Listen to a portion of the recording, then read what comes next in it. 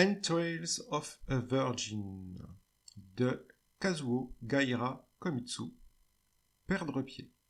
Venant de l'érotisme, Kazuo Gaira Komitsu est le réalisateur d'une vingtaine de films dont le plus spectaculaire reste Entrails of a Virgin. Un film dont la réputation sulfureuse fait le tour du monde au moment de sa sortie. Pourtant, à l'époque, pas d'internet pour la promotion et les magazines spécialisés faisaient étrangement l'impasse sur ce film indéfinissable. Les plus chanceux à avoir vu cet objet insolite avaient dû se contenter d'une copie VHS de 5e ou 6e génération, permettant alors de découvrir un film érotique franchement morbide, laissant éventuellement supposer certaines velléités artistiques. Aujourd'hui, grâce au travail d'éditeurs téméraires, Entrails of a Virgin peut être apprécié à sa juste valeur, et nom de Dieu, quel film! Après une petite journée bien remplie à prendre des clichés coquins, la fine équipe, composée de photographes et de mannequins, plie bagage. Mais les ténèbres tombent plus vite que prévu.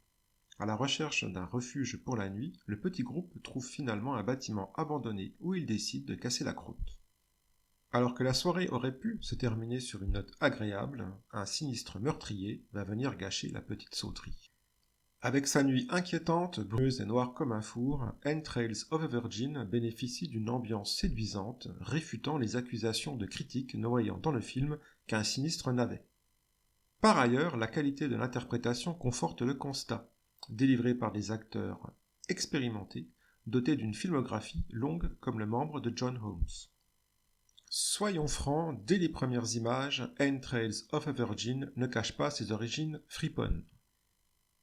Ainsi, ce n'est pas un hasard si les filles qui s'offrent en spectacle se montrent autant à l'aise en tenue d'Ève.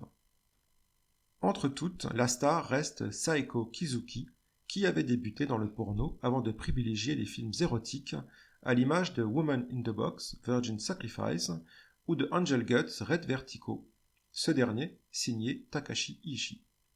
Jolie à croquer comme ses camarades, elle est également magnifiquement mise en valeur par un metteur en scène qui a, Itu, débuté dans la partie. Dès lors, pas étonnant si Entrails of a Virgin commence chaudement avec son shooting érotique dans de jolis décors de campagne nippone vallonnée. Rapidement toutefois, le malaise s'installe.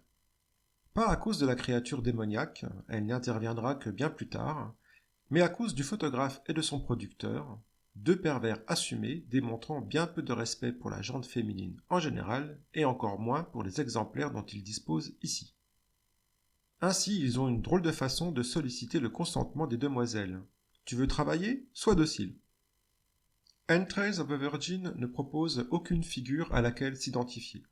Les hommes sont vils et les filles prêtes à se vendre pour la gloire. À l'exception d'une seule qui va farouchement se refuser, mais dont le destin n'aura rien de reluisant. En effet, troublée par la violence des hommes, la malheureuse se transforme en nymphomane prête à tout pour atteindre le plaisir en solitaire. N'essayez pas d'imaginer de quoi il est fait mention ici, vous n'êtes probablement pas assez déviant pour y parvenir. In fine, toutes feront connaissance avec le démon et son membre démesuré qui leur fera perdre pied. Pour illustrer la malfaisance de la créature, les spécialistes des effets spéciaux se contentent de recouvrir de boue un homme musculeux. La prestance du bodybuilder s'avère toutefois impressionnante, amplifiée par sa voix grave, appuyant ses origines surnaturelles. Pas besoin de plus.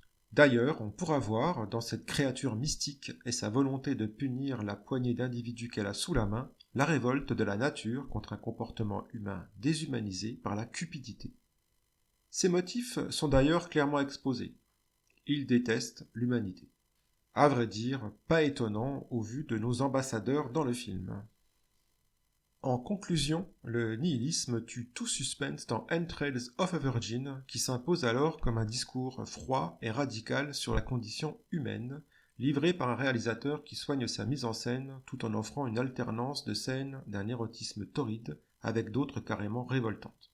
Difficile de s'ennuyer durant ce délire surréaliste, grandement aidé par des effets gore qui versent outrageusement et avec bonheur dans un style délibérément grotesque.